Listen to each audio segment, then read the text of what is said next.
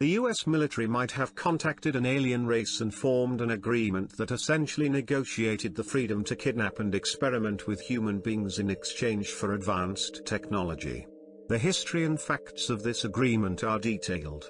Even more surprising is the fact that this advanced technology, able to transform our civilization and the elimination of most of our social and political problems, has been kept secret and used by the military-industrial complex of militarization.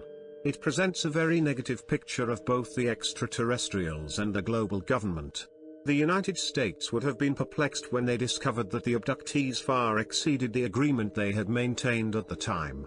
At the end of 1947, an alien disc was recovered in Roswell, New Mexico, along with several dead occupants and a living humanoid.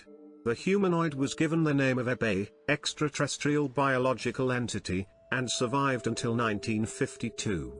During his captivity, Ebe got sick of an unknown disease. In a vain attempt to save Ebe, and to win the favor of this technologically superior alien race, the United States began issuing a call for help early in 1952 in the vast regions of space. The call was answered, but the project continued as a good faith effort. Aware of encounters with extraterrestrials, President Truman created the NSA National Security Agency in 1952 with the goal of deciphering the extraterrestrial language and communicating with them.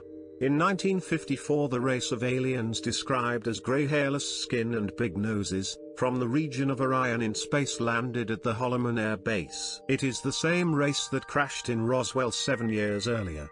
They claimed that their planet was dying and needed something secure on Earth to carry out genetic experiments that would allow their race to survive. It was speculated that they reproduced by cloning, and this technique lacked genetic variety and had weakened them for a long time. The space had to be provided to them in exchange for certain advanced technology that the aliens agreed to share with us. Ironically, the government also had contact with another race of aliens in 1953. This race has supposedly been more human in appearance and closely resembles the extraterrestrials that Betty and Barney Hill found.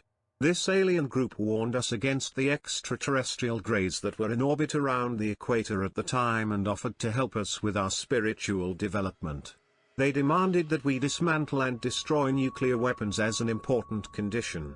They refused to exchange technology, citing that we were spiritually unable to handle the technology we then possessed.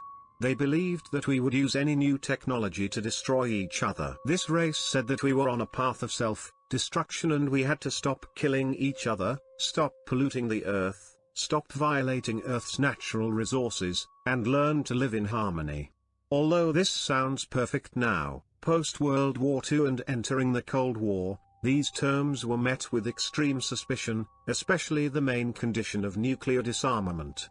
The Army believes that the fulfillment of these conditions would leave America helpless in the face of an alien threat. Nuclear disarmament was not considered to be in the interest of the United States and the proposal was rejected. President Eisenhower finally met with the Greys, who landed a second time at Edwards Air Base. A formal treaty with them was signed in 1954. In exchange for the transfer of advanced technology, the aliens were given permission to kidnap humans in a limited way for medical examination. This had something vital to do with his own genetic experiments. Since his knowledge of biology seemed to advance beyond our understanding, this was never adequately explained. The condition was that humans would never be harmed, they would return safely to their place of abduction, and that human beings would not have traumatic memories of the event. In addition, the extraterrestrials would provide a detailed list of all the abductees to a special group called MJ-12, which would monitor their compliance. Ask for some room to carry out their work. It was agreed the alien bases would be built underground, below the indigenous reserves in the Four Corner area of Utah, New Mexico, Arizona, and Colorado. Another base was to be built in Nevada, in the area known as S4, about 7 kilometers south of the Area of 51, known as Dreamland.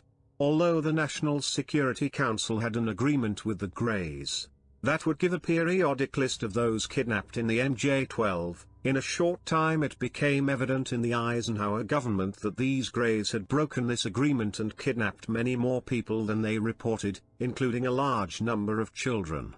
Horrified by the betrayal of the Greys, the government also suppressed any public knowledge of the extraterrestrials, the realization of their own guilt for their betrayal of humanity.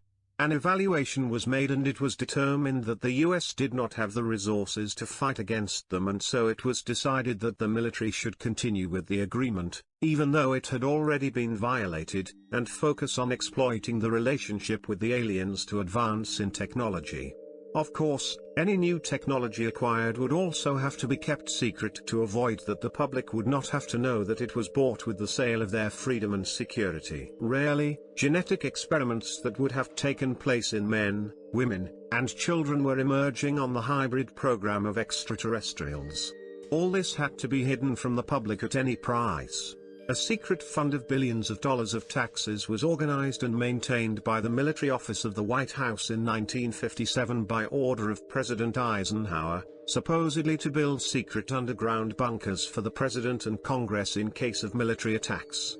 Later, when much more money is needed, the credits were financed by black projects that figure in the defense budget, which are not subject to any revision.